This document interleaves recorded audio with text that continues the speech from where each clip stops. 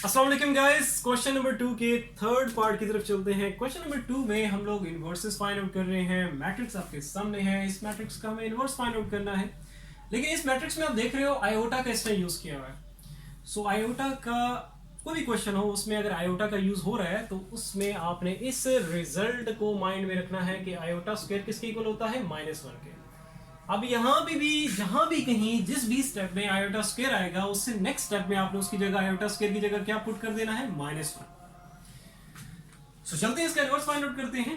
इस question number 2 के पहले जो दो पार्ट्स थे, फर्स्ट पार्ट में मैंने जो मैट्रिक्स जो भी थी उसको मैंने ए के इक्वल ऐड किया था, सेकंड पार्ट में मैंने बी ऐड किया था, थर्ड पार्ट में मैं इसको सी के इक्वल ऐड कर रहा हूँ। ये जस्ट इसलिए डिफरेंट नेमिंग रखना हो, इसलिए कि ये इसका मतलब ये नहीं है कि अगर आपने फर्स्ट पार्ट में अगर एक मैट्रिक्स को ए लेबल किया तो सेकंड मतलब ए ही लेबल करना है। ये डिफरेंट नेमिंग मैं इसलिए रख रहा हूँ, ठीक है। मतलब कोई भी अल्फाबेट, कोई भी ये फॉर एग्जांपल ये मैट्रिक्स ले लो, इसको A B C D X Y Z कुछ भी किसी के इक्वल भी लेट कर सकते हो, बस ध्यान रखो कैपिटल होना चाहिए, ठीक है। तो मैं इसको लेट करने जा रहा हूं सी के इक्वल, मतलब लेबलिंग में कोई रिस्ट्रिक्शन नहीं है, ठीक है। Iota minus iota. अब हमें फाइंड आउट करना है भाई इसका इनवर्स, तो उसको इस तरीके से रिप्रेजेंट करेंगे। इनवर्स का फॉर्मूला क्या होगा वो मैं लिख देता हूं, adjoint of C divided by determinant of C, और ये हमारे पास आ गई इक्वेशन नंबर फर्स्ट।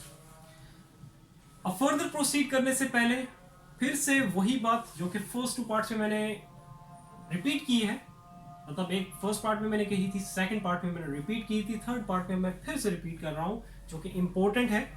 वो ये कि जब भी आप किसी मैट्रिक्स का इनवर्स फाइंड आउट कर रहे हो तो सबसे पहला काम आपने क्या करना है, उसका डिटर्मिनेंट फाइंड आउट करना है। सबसे पहले डिटर्मिनेंट फाइंड क्यों करना है, क्यों जरूरी है, वो इसलिए कि अगर किसी मैट्रिक्स का कोई भी मैट्रिक्स हो, अगर उसका डिटर्मिनेंट आ गया 0 के इक्वल तो आप लोगों ने फिर वर्डिंग में लिख देना है, so for the solution not possible, further proceed नहीं करना, एडजॉइंट की तरफ नहीं जाना, ठीक है। तो इसलिए डिटर्मिनेंट निकालना पहले जरूरी है, ये जानना जरूरी है कि फर्दर सॉल्यूशन पॉसिबल है भी कि नहीं।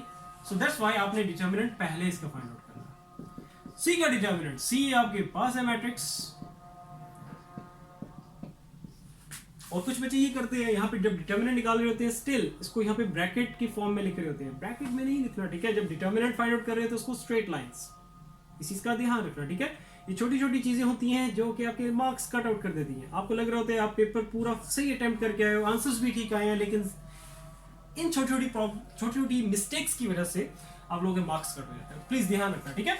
अच्छा, डिटर्मिनेंट, इसको इससे मल्टीप्लाई, नेगेटिव साइन आएगा फिर, और इसको इससे multiply, 2 iota multiply by minus iota, negative sign, ये नेगेटिव साइन आएगा, ठीक है, डिटर्मिनेंट के टेक्निक का हिस्सा है, ये नेगेटिव साइन आना है।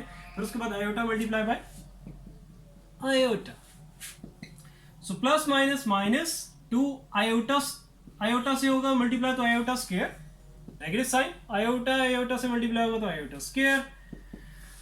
सो यहां पे अगर कुछ नहीं है आयोटा स्क्वायर के साथ तो क्या होगा, 1, तो आयोटा स्क्वायर, ठीक है, 2 -2 आयोटा स्क्वायर -1 आयोटा स्क्वायर। बेशक अगर आपको कंफ्यूजन है तो आयोटा स्क्वायर आप कॉमन ले लो, तो यह रहेगा -2 -1, सॉल्व कर लो तो यहां पे कितना आ जाएगा, -3।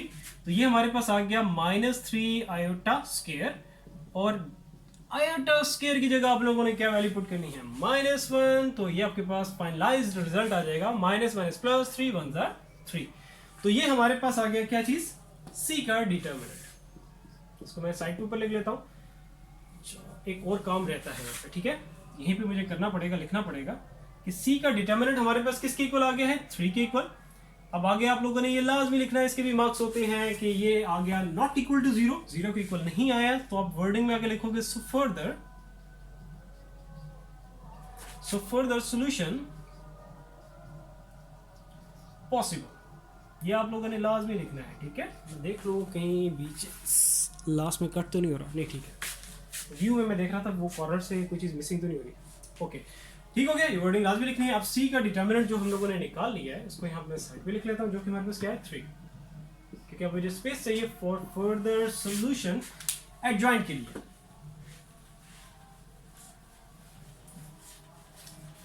चलो भाई अब चलते हैं एडजॉइंट निकालते हैं इसका। adjoint of C, adjoint अब यहाँ पे ब्रैकेट लगानी स्ट्रेट लाइन से, ठीक है। तो सी मैट्रिक्स आपके पास क्या है, 2 आयोटा आयोटा आयोटा और माइनस आयोटा। क्योंकि मैंने अभी एडजॉइंट इसका नहीं लिया, C matrix as it is यहाँ पे लिखी है, इसलिए मैंने एडीजे बाहर लिखा है, ठीक है। तो अगर आप डायरेक्टली एडजॉइंट इसका लिख देते हो फिर लिखने की जरूरत नहीं है। तो जो कि मैं अभी यहाँ पे एडजॉइंट इसका फाइंड आउट करने जा रहा हूँ, यहाँ पे अब इसका एडजॉइंट लिखूंगा, तो अब एडीजे मैं यहाँ साथ नहीं लिखूंगा, ठीक है। तो अगर आप adjoint of C is equals to सिर्फ खाली डायरेक्ट जैसे सेम एज इट इज मैंने मैट्रिक्स लिखी है और कुछ बच्चे यहाँ पे एडीजे नहीं लिखते तो वो गलत हो जाएगा, ठीक है। अगर आप same as it is C matrix, जैसे अभी यहाँ सी की बात हो रही है तो उसी की बात कर रहा हूँ, सी मैट्रिक्स अगर सेम एज इट इज उठा के लिखते हो और यहाँ पे एडजॉइंट ऑफ सी लिखा हुआ है तो एडीजे लाजमी लिखना, ठीक है। अब यहाँ पे लिखने की जरूरत नहीं, क्योंकि यहाँ पे मैं इसका एडजॉइंट ऑफ फाइंड आउट क्या लिखने जा रहा हूँ। सिंपल सा है, एक ही स्टेप में हो जाएगा। इनकी places change with sign, same sign, इनके साइन चेंज हो जाएंगे, मीन इनके साइन चेंज करने की जरूरत नहीं, साइन इनके चेंज होंगे, इनकी प्लेसेस चेंज विद साइन, जो जिसका साइन है वो वैसे ही, माइनस आयोटा इधर आ जाएगा ऊपर, 2 आयोटा नीचे चला जाएगा, इनके साइन चेंज हो जाएंगे, इनकी प्लेसेस चेंज नहीं करनी यहाँ पे, दोनों पॉजिटिव है तो दोनों के साथ नेगेटिव साइन। तो ये हमारे पास आ गया एडजॉइंट ऑफ सी। इसको साइड पे लिख देता हूँ क्योंकि पुटिंग करनी है, उसके लिए मुझे जगह चाहिए। तो ये हमारे पास कितना आ गया, माइनस आयोटा और 2 आयोटा। चलो अभी आप पुटिंग करते हैं, दोनों चीजें आ गई। सब मैं यहां पे लिखूंगा putting all values in equation number first, C inverse adjoint क्या है हमारे पास, माइनस आयोटा 2 आयोटा, ठीक हो गया। डिवाइडेड बाय डिटर्मिनेंट, सी का डिटर्मिनेंट हमारे पास क्या है 3। अब नीचे जो ये नंबर एक स्केलर जो 3 जो कि डिटर्मिनेंट है, जो कि डिवाइड हो रहा है इस मैट्रिक्स से, तो अब ये क्या होगा नेक्स्ट स्टेप में, ये हर एलिमेंट के साथ जाके सेपरेटली डिवाइड हो जाएगा। तो ये आ जाएगा हमारे पास minus iota divided by 3, minus iota divided by 3, minus iota divided by 3 और 2 आयोटा डिवाइडेड बाय 3। तो ये हमारे पास आ गया फाइनलाइज्ड रिजल्ट। ये हमने क्या फाइंड आउट कर लिया, सी का इनवर्स।